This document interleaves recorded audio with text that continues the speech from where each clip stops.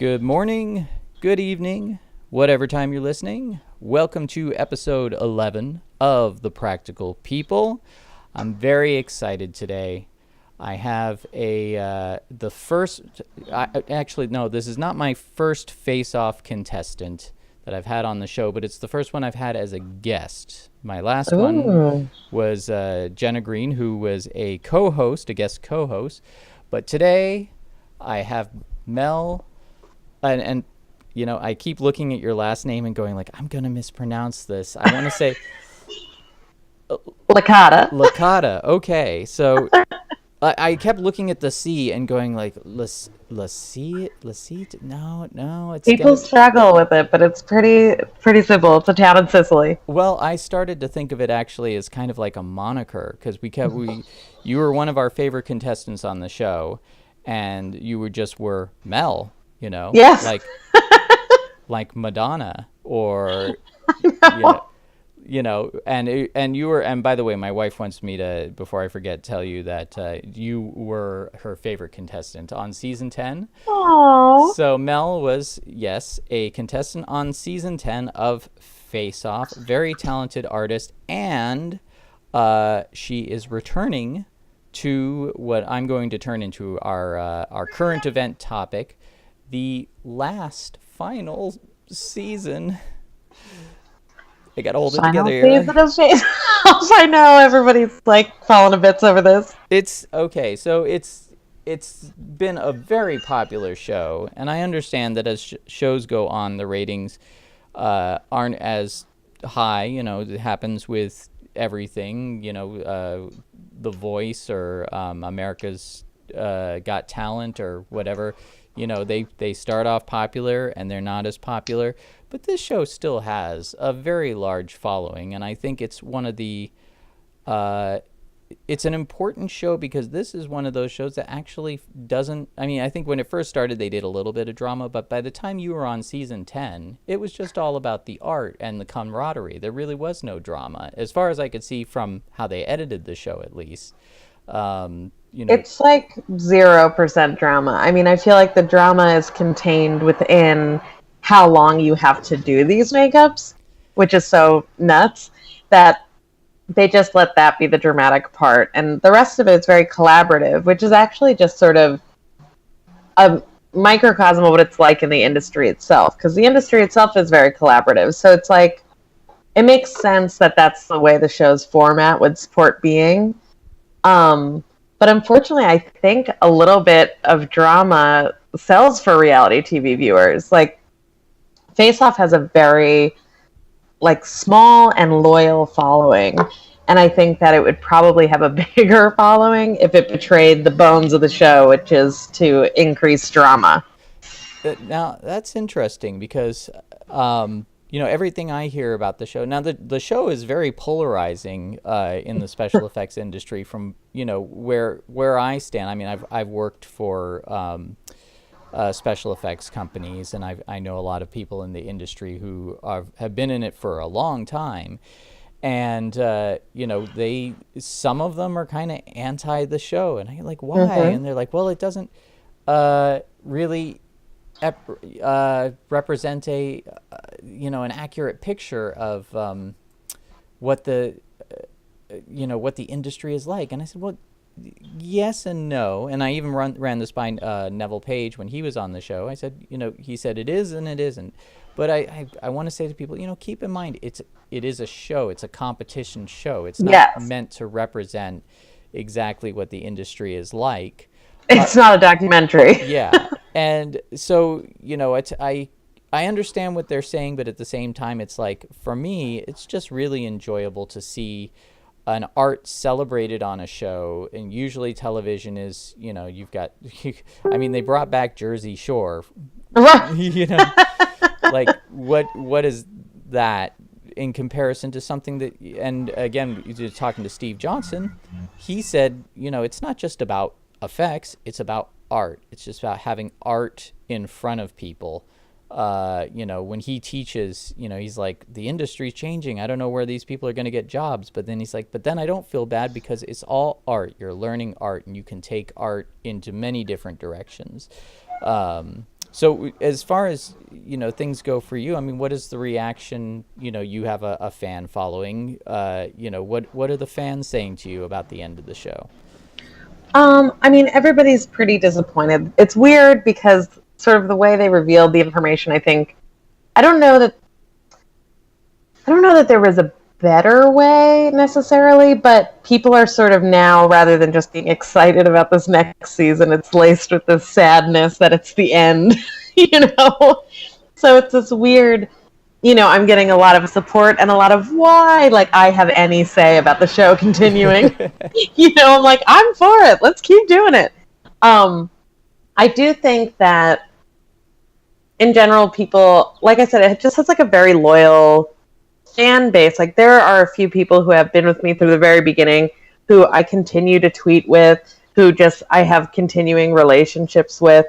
There's one guy I met, Remco. He has come to America, and I've met him. He's so great. We met at a convention. This other guy, Nathan, his dog Mimi is my mascot. But it's just like, it's so fun. And it's like, you get to know these people and they stick around. So I'm excited for those people to be like, yay, I'm on the show again. But I don't know. I just feel bad that the show is ending because we've sort of known for a long time that the show is going to end. Because we filmed this 2 years ago, over 2 years ago. Oh, wow. Really? That long ago? Yeah, a lot of people don't know that. Hope that's okay that I'm saying that. But we filmed it over 2 years ago, and we knew we were the final season.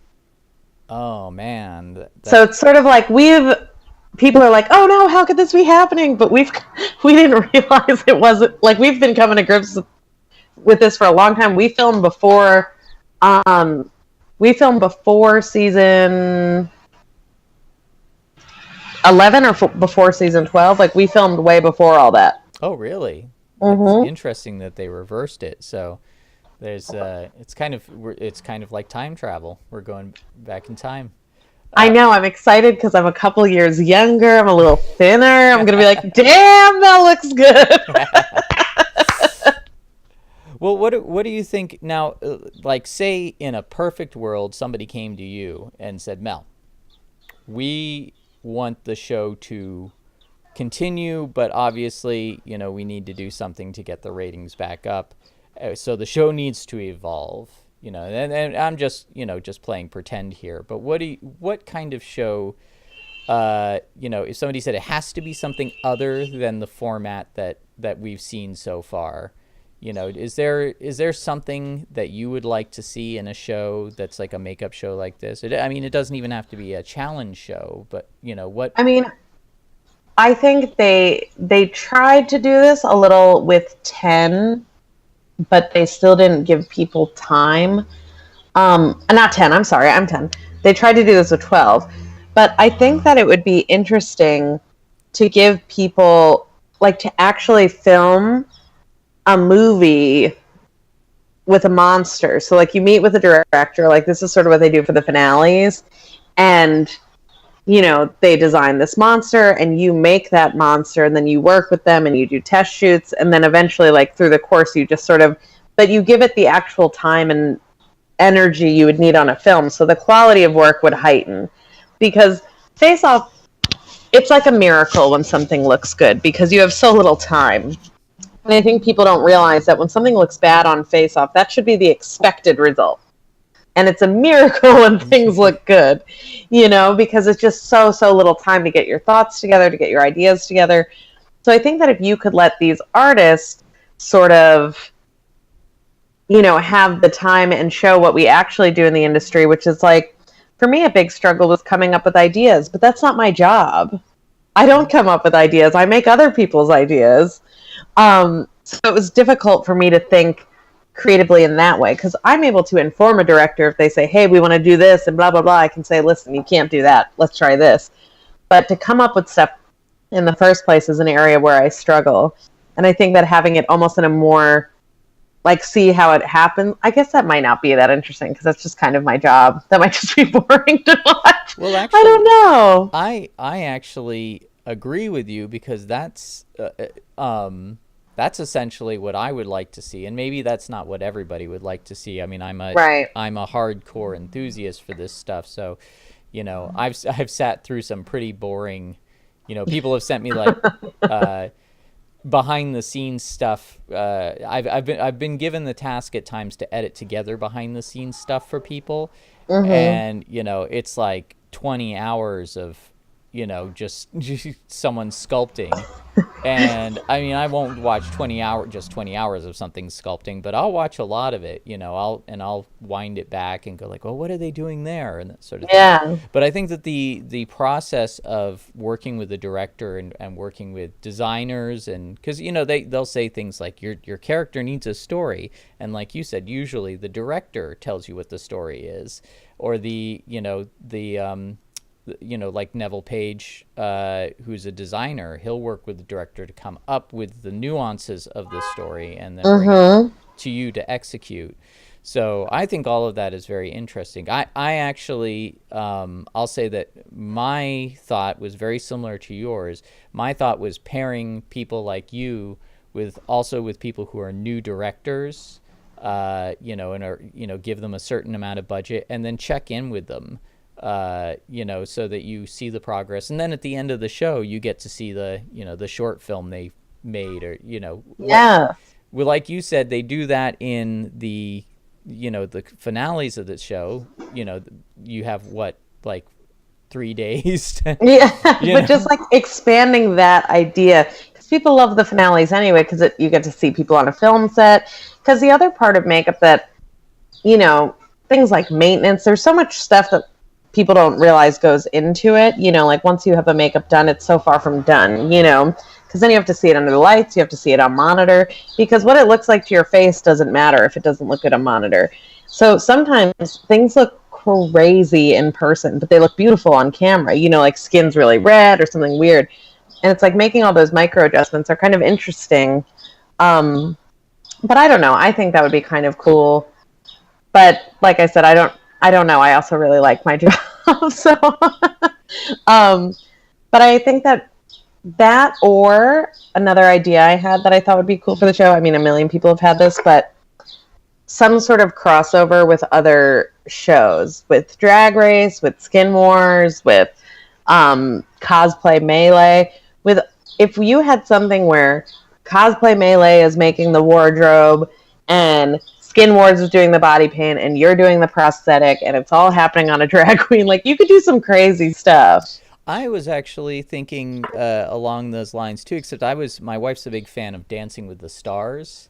And we Mm. noticed, I think it was in season 2 at the finale, Tom Bergeron from Dancing with the Stars was in the audience. So it's like, oh, cool, they all know each other. Maybe there's going to be, I thought that would be really cool to show, like, hey, you guys are going to show up to the Dancing with the Stars set, and each dance team has got, a makeup theme for the night, and you guys are going to do it. I Hmm. thought, and then the Dancing with the Stars crowd would see what you guys do as well. So it would kind of Right. cross-pollinate the audiences as well, generate more interest that way. But I mean, it's fun. It's fun to fantasize about this stuff. It's also interesting because practical effects. This is one of the things I've had to deal with, and it's been a big subject on the show. Is it's the industry has changed so much. That there's not as many giant shops anymore. I think there's Hmm. Spectral Motion, Studio ADI, KMB,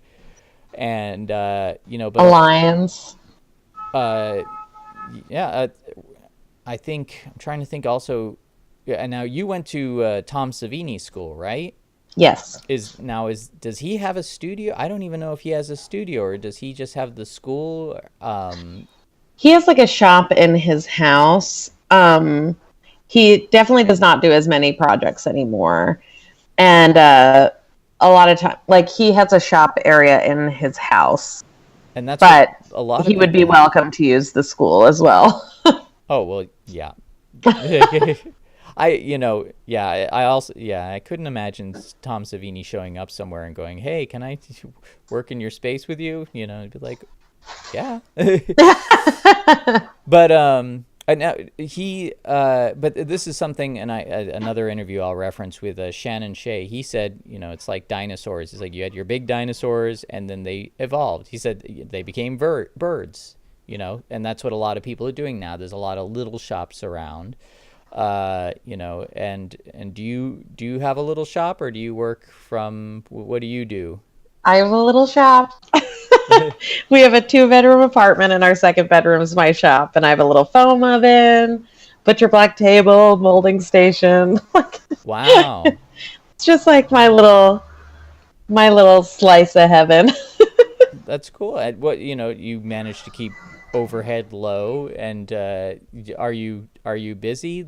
You see, I'm on the West Coast, so I know what's going on here, but I don't hear much about what's going on the East Coast. I have been so busy. It's been insane, but good. Um, I've been wanting to work on feature films for that's sort of my goal. And this year, since 2018, I will have department headed 4 by the end of the summer. Wow. And I'm doing another one in the fall. And it's really, really cool. Oh, congratulations. Thank you. Is there anything you can talk about, or is it all under wraps? Like, I know I can't ask you specifics about the new season of FaceOff. You're completely Correct. gagged. So, are there any projects that you can kind of plug at the moment or talk about? For sure. So, the one I'm most excited about is called Come Home. And it's a film that will be in theaters this fall. It's my first film with a national theatrical release. That's awesome. And it's a really great movie. It's a movie I would watch if I hadn't worked on it. So, which sounds silly, but I work on a lot of stuff I wouldn't see.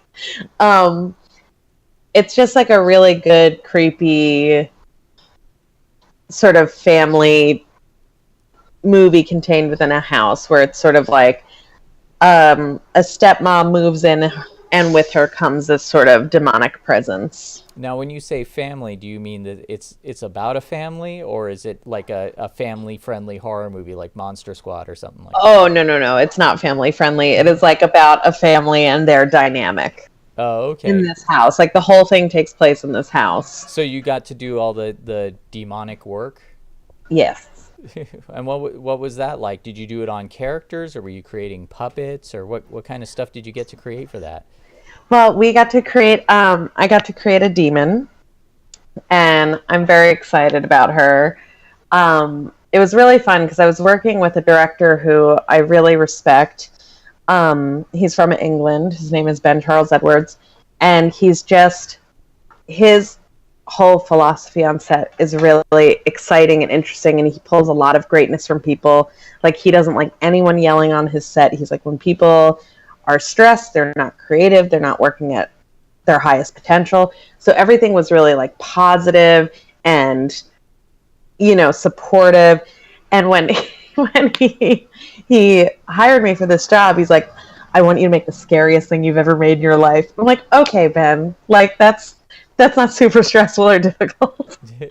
And I feel like I rose to that occasion. Like, she is the scariest thing I've ever made. Very upsetting to look at.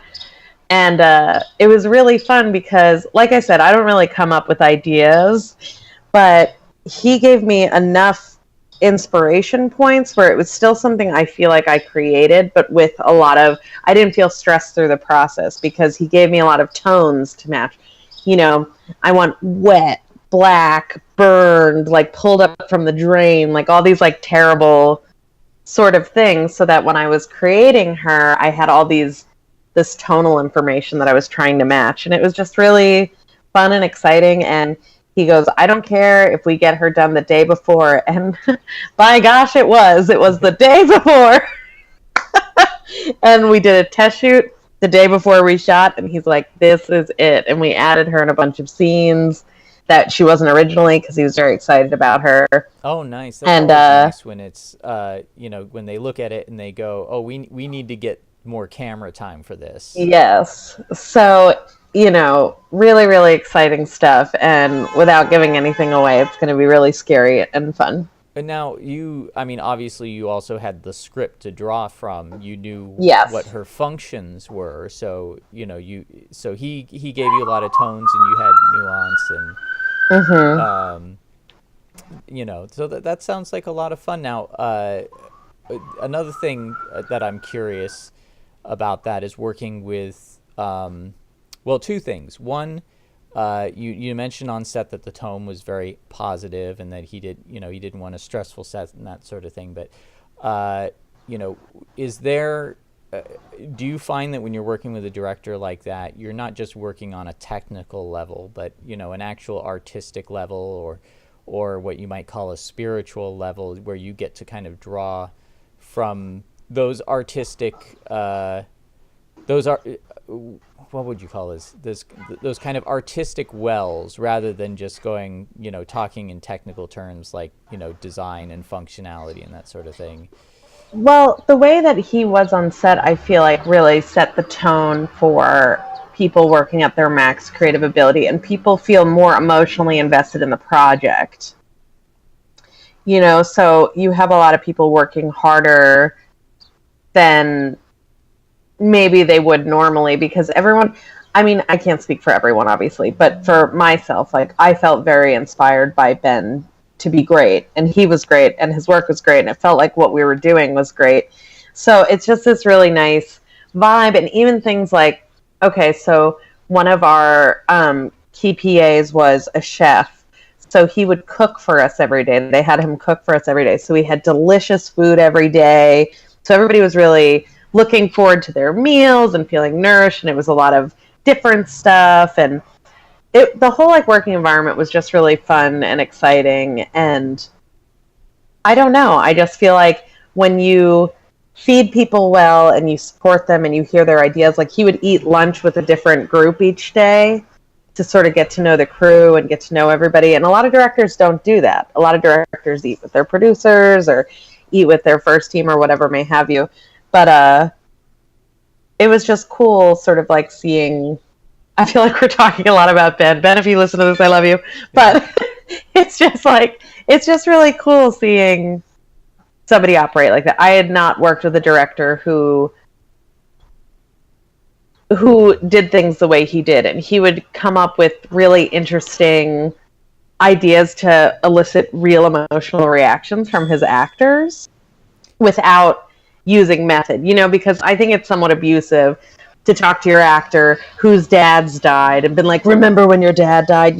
That's not right, in my opinion. Mm-hmm. Even if it gets good results. But he would do stuff like he had we hid the demon from the little boy in the film for such a long time because he wanted his reveal to be caught on camera. Mm-hmm. So everybody's like, oh my God, she's so scary, she's so scary, she's so scary. And this kid is building up all this hype to see this demon. And then we're all scared. We're like, have we overhyped this demon? Because, it's scary, but also this kid is 10. So, the bar is pretty low of what he's seen. But then it's the big day. He's going to reveal the demon. And Ben goes up to Keaton, the actor, and he says, listen, buddy. And he's laughing. He's like, I've been pulling your leg. I know we said we've been doing this big reveal, but honestly, we don't have the budget to do the demon practically. So we've been doing it. We're going to do it all in post. So what you're going to see today is we just have someone in a black curtain, just for you to know what to look at. But he's like, we've just been pulling your leg. And the kid's so disappointed because he's been hearing so much about this demon, and he's like, okay. And he's like, yeah, I'm sorry, man. This seemed funny at the time, but whatever. We don't have a real demon. So when that kid turned around, he was so scared because he was expecting to see a black sheep. I shouldn't be laughing. It was hysterical to see this look of real fear. And you saw him, he's a kid actor, so you see this real fear, and then it turns into this I'm pretending to be scared, because he obviously knows it's a makeup and there's tons of people around. And then Ben instructs her to start walking towards him, and then the real fear kicks on again. And it's so funny. You can just see it going back and forth between being acting fear and real fear. And she's screaming in his face, and he's so scared. And it was just great. But he would do these things where it would get a real emotional reaction, but not in a way that I believed was abusive to actors. Well, no, and like you said, he's still an actor. He still knows what he's actually looking Yeah. at. So it's not like you're, showing up was like William Freakin.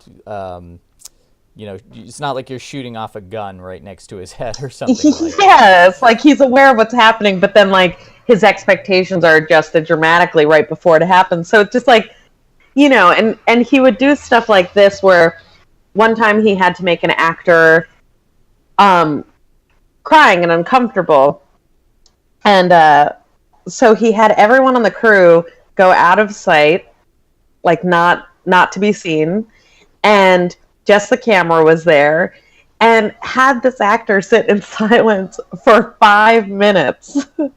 Like we were all like, what the hell is going on? So there was all this like tension building of like what's gonna happen, what and then the dad just yells, and then immediately this actor is crying because it's like so stressful.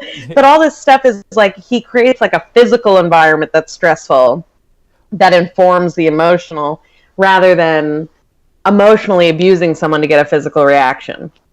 Well, I think that that's really good, and that's I think very important to understand because you're asking the audience to believe that moment. So if you can create something right there that's immediate and tangible, which is essentially the same point of having practical effects on set versus CGI, Yes. because you're giving your actor something immediate to draw from, and the audience can also see that because the audience doesn't, if you say something like remember when your dad died, Right. the audience doesn't remember when their dad died. Mm-hmm. So it's and those and these to some people may be apples and oranges, but there is a nuance there that I think the audience can sense. I've definitely heard a lot of actors too again argue for, we'd rather be on location. We would rather have the monster in front of us Yeah. than a tennis ball or a green screen or something like Yes. that. So, it sounds to me like he has an on-set philosophy that actually works really well with, creating that demon and having it on set with you. Yeah, and it was just a pleasure to watch him work, and I don't know, it was a really good experience for me. It was the first time, sorry, the big old truck. It was the first time I had department headed a feature film, so it also holds a strong place in my heart.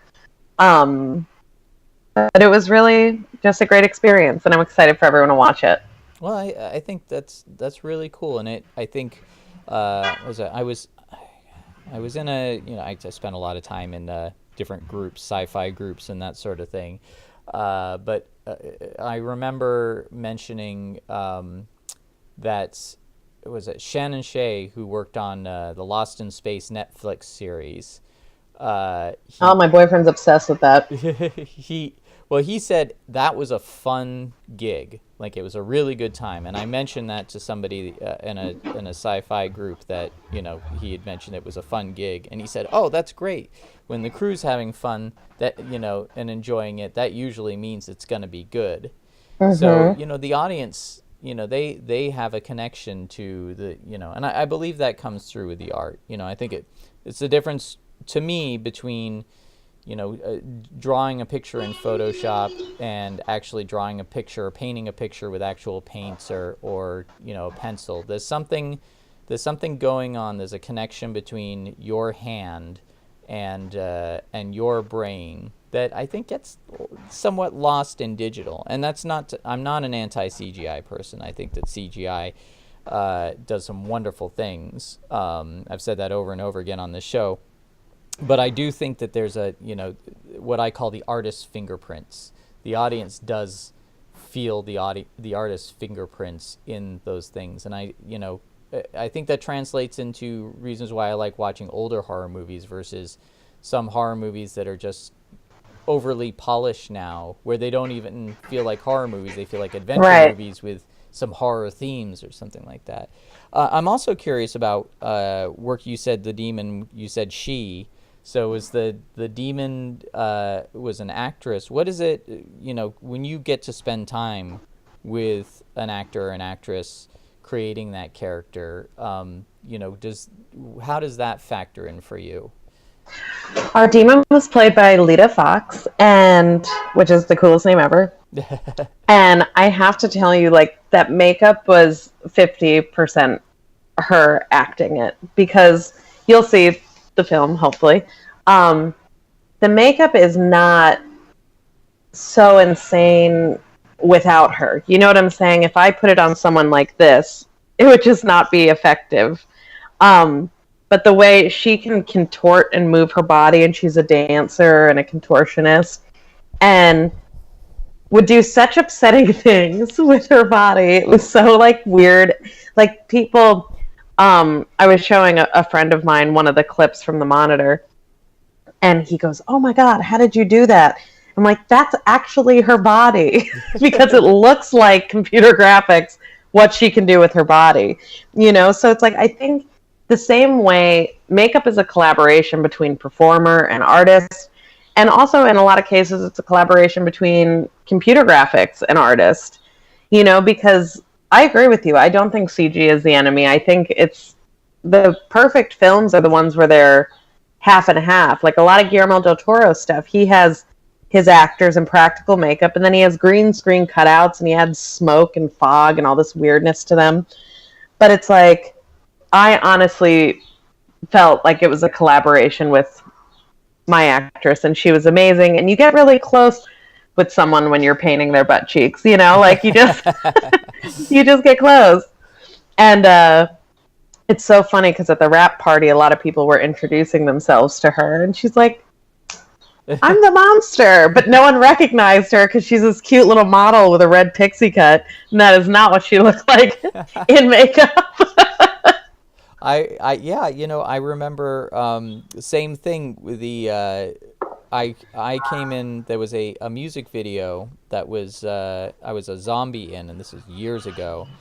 But they had made someone up to look like this old kind of bald, overweight kind of Lucio Fulci type guy with like bleeding eyes, and he's like the old creepy uncle, and I had arrived when he was already in makeup, and I got into makeup, and then he shot his stuff, and while I was getting ready to go on set, I saw them like pull the whole thing off, and it was just like this 22-year-old like, thin guy underneath it all, and I was like, wow, the whole time I was talking to you, I thought I was talking to like a guy in his like 60s, right? like that, So it is fun also to know that you've created a character that is, so much of that character is, all a facade that you created.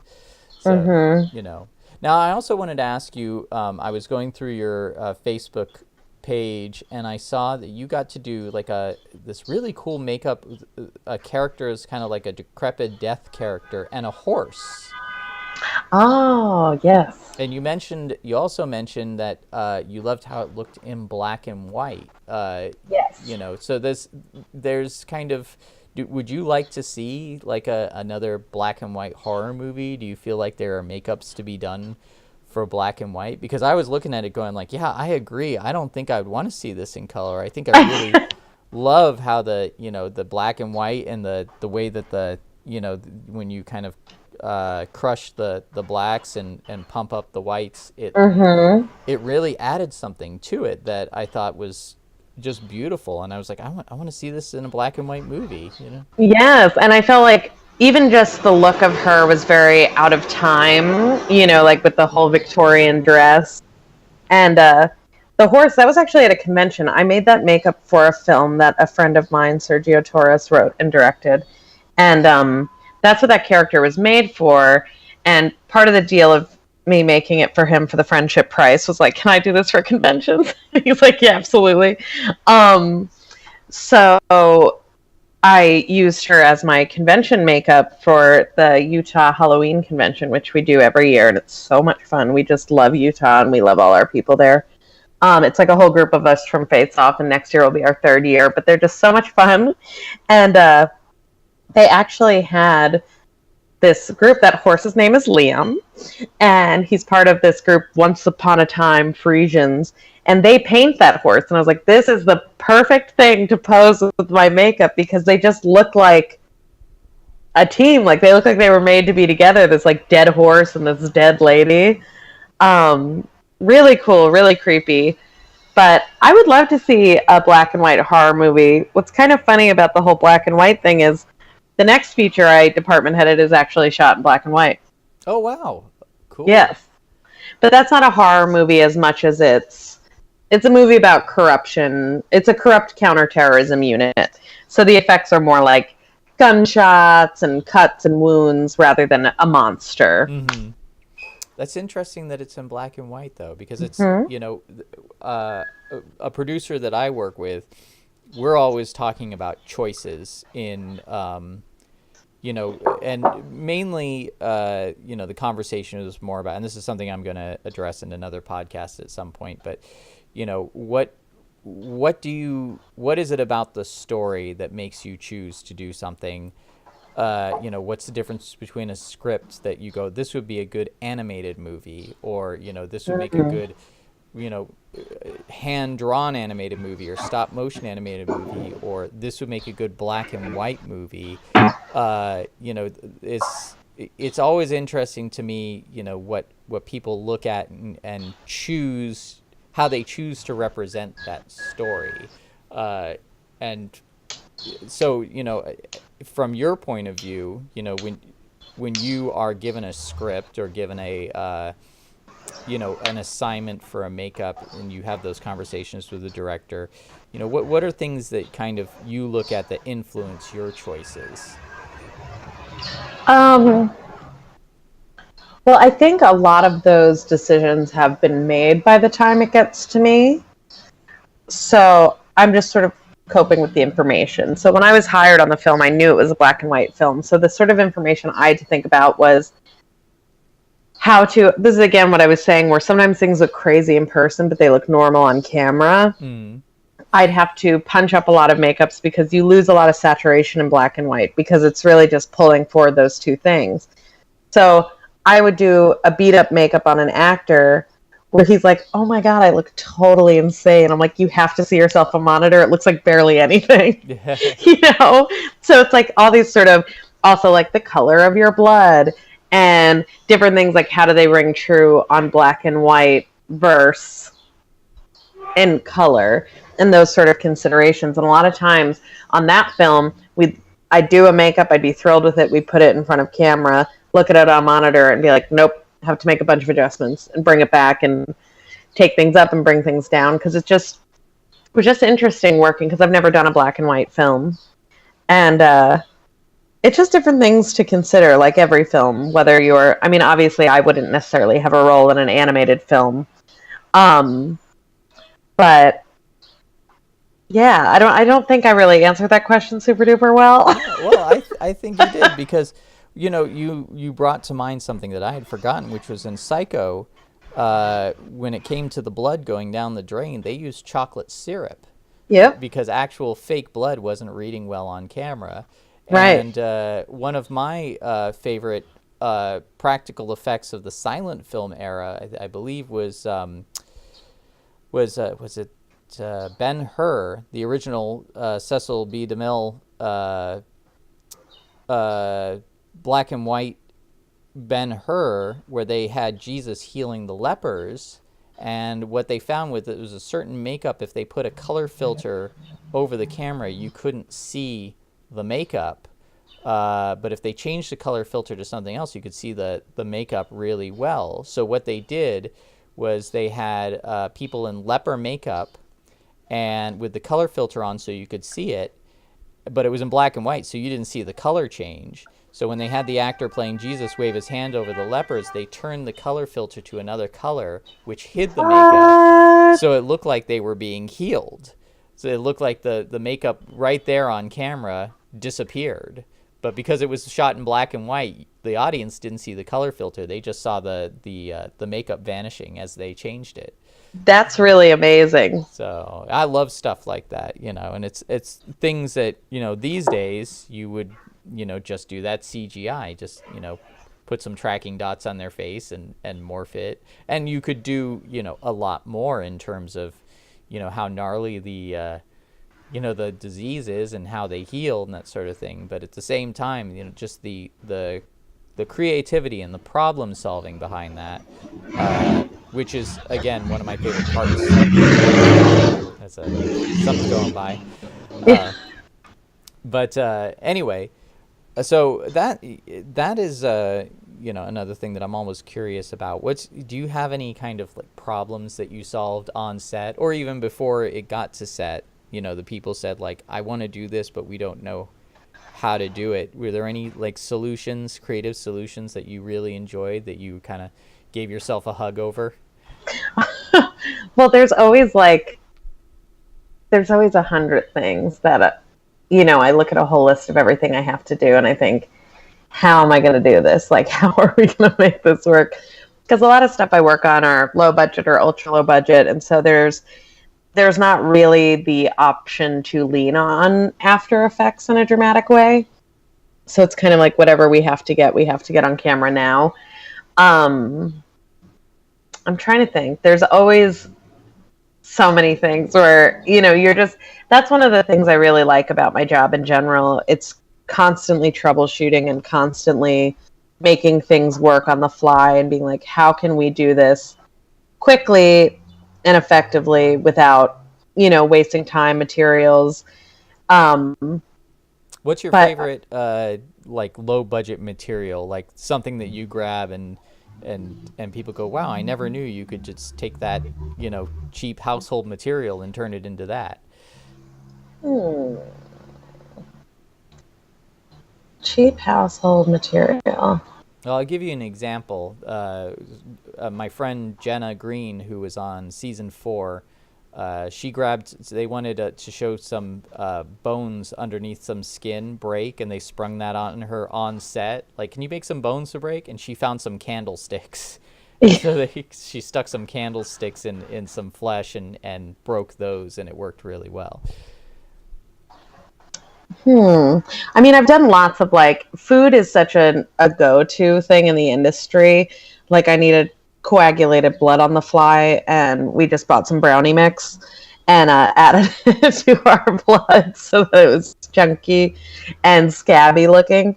Nice. But I think that people go to food a lot because, one, it's something that's safe to put on people's bodies, and it's easy to get on the fly. So if you have to, make something work randomly, you can. We actually, at Savini, they have a food project every year where people create characters using food, and then the winner wins like a makeup kit or a brush belt or something like that. I won my year. But nice. I made a monster using SpaghettiOs. Oh, that's cool. Are there any photos of that? Yeah, I can actually pull one up and show you. That won't be necessarily dramatic for everybody online. Well, but we're strictly audio, so yeah. For those listening, we're doing this over Skype so we can see each other. But yes. But I do believe I have it in my portfolio because he's kind of a cool little if you can demon, send it to me, even though can post it so people can see after the fact. Yeah, he's creepy. I'm gonna look for him, but we can keep talking while I'm looking for him. Okay, so now Tom Savini School. I don't think I've ever actually talked to anybody. That I don't know if I know people who have been, but I've never talked to anybody about what that experience was like. Because there's people use the Stan Winston School of Character Arts online, or there's been the Dick Smith School, and there's Cinema Makeup School in Los Angeles, but there's very few actual schools, and Tom Savini is one of the most famous ones. Mm-hmm. Did you hear about that school? Is that kind of, obviously you heard about the school, but was that like a goal of yours? Like, I want to go to the Tom Savini School? Yes. And I'll get to this 1 second. That's I'm trying to line him up. Oh, that's my SpaghettiO dude. I'm gonna have to request that so I can post that online for my listeners to see. He's actually right on my website, right on the landing page. Oh, okay, cool. That is Um, but Tom Savini School, I had such an amazingly positive experience. I honestly feel like it's the closest you get to going to Hogwarts. It is so much fun. Now, the thing is, you will find people who are little sour grapes about the Savini School, but the Savini School will rise to whatever ambition you have. So the school is open 10 hours a day, but you have classes 5 hours a day. Me and my friends were there 10 hours a day, working constantly on stuff, and teachers would just give us materials and give us access to things. And, you can do very little and pass that school, because they're sort of like, if you don't care, we can't make you care. But if you care, your teachers will stay late with you. They'll show up early. They'll give you extra special attention, extra lessons. And, it's just because they're excited about what they're teaching. But, like I said, you can do very little and graduate from that school. But you can also do a ton. In a fabrication class, we were supposed to make a weapon. And, I made my weapon the first day, and I could have been done and gotten my little check and whatever. But I was like, you know what? I want to make a life-size T-Rex skull. So they got me all this foam, and we used fiberglass, and now it's sitting in our living room. And oh, that's amazing. it's the size of a teenage T-Rex. It's based off Tinter's measurements, but me and my boyfriend made it. And that's the thing, like anything you want to do, they will help you do if you're there and you're trying. I just feel like the people who are sort of bitter about Savini were people who went there and partied and hung out with their friends all the time. I already had a traditional college experience by the time I went there. I was 26 years old. I was living with my boyfriend. So I was kind of like, if I don't make any friends, I don't care. I ended up making like 5 very close friends that I still keep in touch with today, and who are all successful in working in the field. Some of them are working at Studio ADI, some at Alliance. My friend's an eyeball technician, Camille Smooch. Her work is amazing. So it's like our whole group. Nora was one of my 5 friends who won season 9. Oh, wow. So it's like we have this whole close group that is all very much working in the industry. But I know lots of people who have just ditched everything they learned there and are just sort of having normal jobs. But the school really puts in what you put out, and I felt supported. I mean, I had a work study. I'm obsessed with the financial aid department. Shout out to financial aid. Like everyone, like when I go back there, it's like my happy place to go there, because you get so close with everyone. I was close with the administrative staff because of my work study job. I was close with the teachers because, it was my teachers were borderline like, Mel, go home. We hate you. Like, stop being here. And I'm like, never, I live here. But it was an amazing experience. And there are so many moments in my life where, even the first time I went to college, I think, Mel, if you had been smart, you would have done X, Y, Z. But I don't think there's much different I would have done with my Savini experience. I really sort of maximized every moment. Well, it sounds like, I mean, and this is the thing, again, going back to another interview I did with Shannon Shea. He said there's so many people doing this now. He's like, you have to be, like, if you're really going to be successful at it, you have to be better than the best. You have to be always thinking about it, always there, and never,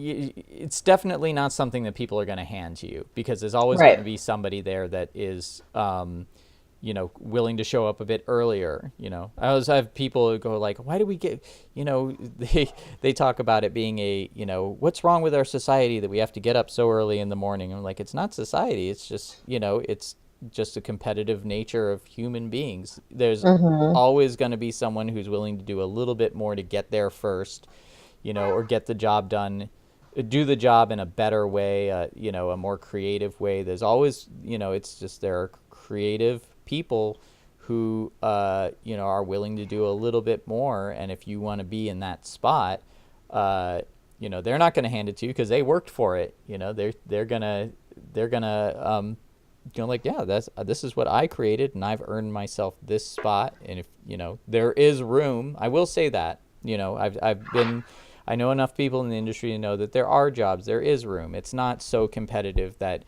like everyone's gotta be cutthroat, but you do have to be willing to put in that work and be the best you possibly can. So the people who are kind of not doing the work, wondering when it's going to happen, that's you probably agree with this because of what you said, but I think it's up to you whether it's going to happen or not. And I do think as well, it's so much more than just being talented, where because like I think I'm good at this. I'm far from the best at this, but every day I show up on set, I'm there early, I'm clean, I work really hard, I have a good attitude, I'm smiling the whole day even when I want to kill myself. It's like, and that's why people want to work with you, because you show up, you're enthusiastic, you're clean, and you're early.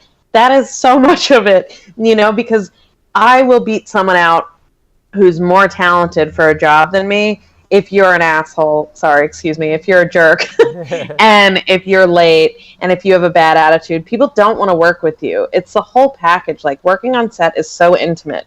You're working with people so closely that, that's why I think there's this sort of delineation between people work in shops and people work on set. Like, I'm a set person. Now, it doesn't mean I don't do shop work, because I do tons of custom prosthetics for people, but set is what is my happy place. Where some people, like a lot of my friends, they're shop people, and they're like, ugh, touching people, looking nice, like, ugh, like, what a nightmare. You have to shower before you go to work, like, but there's these two lanes, and they sort of make different people happy in this industry. But I really think that your attitude is so important, and people think their talent is the most important thing, and it's kind of second or third on the list, to be honest. And like I said, I'm not knocking myself down. Like, I think I'm good at this, but I do think being good at it is such a small part of it. Yeah, I think definitely people are going to remember if they had a good experience with you, and yeah, you definitely have to be good. And I think it sounds I've seen your work, and I think it is very good work. Thank you. It's got you have an aesthetic. You know how to make things that flow and look good on camera. And obviously from your commitment at the Tom Savini School, that's a major thing. And I think that's again, people think of you first when they think, oh, Mel kept showing up. Mel wanted to be here. So I think that's. Yeah, it's a very important message, because I would rather, I know I've had my own productions, and I know I would rather hire the person that might be, there may be someone who's a super genius, but if they're a problem on set, they're, giving attitude to, especially to, because I feel like the people on my set are, they're not necessarily guests, but I feel responsible for the general, happiness of everyone on set. Of course. So if there's somebody especially the actors who, have to get themselves into a certain frame of mind, if they're becoming upset because somebody is, being a prima donna and they're not even the person in front of the camera, I'm definitely not, I don't care how talented that person is. They could have, 15 Oscars under their belt. I'm not going to have them back. So, yeah. But anyway, I think that is a wonderful note to wrap up on. If you would, I have my Practical People after show. Do you feel like hanging around for that just a little bit?